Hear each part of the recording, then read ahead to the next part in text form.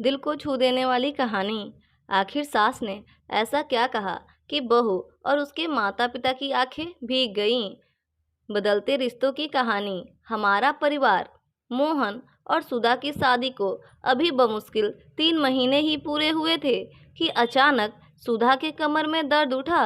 अस्पताल में डॉक्टरों द्वारा किए कुछ एक्सरे और टेस्ट के परिणाम स्वरूप पता चला उसकी रीढ़ की हड्डी में कुछ प्रॉब्लम है, जिसके लिए उसे फिलहाल बेड रेस्ट करना जरूरी है, अन्यथा परेशानी अधिक बढ़ जाएगी। डॉक्टरों के दिशा निर्देश अनुसार सुधा को बेड रेस्ट दिया गया, इसलिए साथ में काम काज में हाथ बटाने वाली सासू माँ को घर के सारे काम अकेले ही करना पड़ रहा था। सुधा का हालचाल लेने और बेटी से मिलने आए उसके मम्मी पापा ने जब यह सब देखा तो उन्होंने आग्रहपूर्वक मोहन की माताजी से कहा, बहन जी, आप सुधा को हमारे साथ भेज दीजिए। जब ये स्वस्थ हो जाएगी तो हम सुधा को वापसी भेज देंगे। जवाब में मोहन की माताजी ने जो कहा वो सुनकर सुधा के माता पिता सहित बेड पर लेटी सुधा की आंखें भी उनके सम्मान में खुशी से भीग गईं। जानते हैं दोस्तों, उनका जवाब क्या था?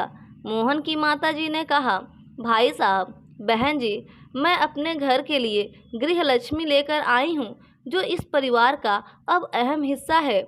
मैं बेटी लेकर आई हूँ, कोई काम करने वाली नौकरानी नहीं। आज यदि वह दुख में परेशानी में है तो उसे यहीं दुख सुख साझा करने दीजिए। ये जीवन का एक अनोखा मगर सत्य का आईना दिखाने वाला समय है। हमें हमारी बेटी के पास रहने दीजिए। ये घर परिवार अब उसके जीवन का हिस्सा है और यही ऐसी परेशानी कल मेरे साथ या मेरे बेटे के साथ भी हो सकती है, तब सब उसी को तो संभालना है। एक परिवार का अर्थ यही होता है, साथ में एक दूसरे के सुख दुख में साथी बनो। आप बेफिक्र होकर जाइए और जब भी मन करे सुधा से मिलने आइए, मगर सुधा अब इस परिवार की बेटी है, वो यहीं रहेगी अपनी इस माँ इस परिवार के साथ, कहकर दोनों हाथ जोड़ लिए। सुधा के माता पिता के साथ बेड पर आराम कर रही सुधा की आंखें भी सासू माँ के सम्मान में भीग रही थी।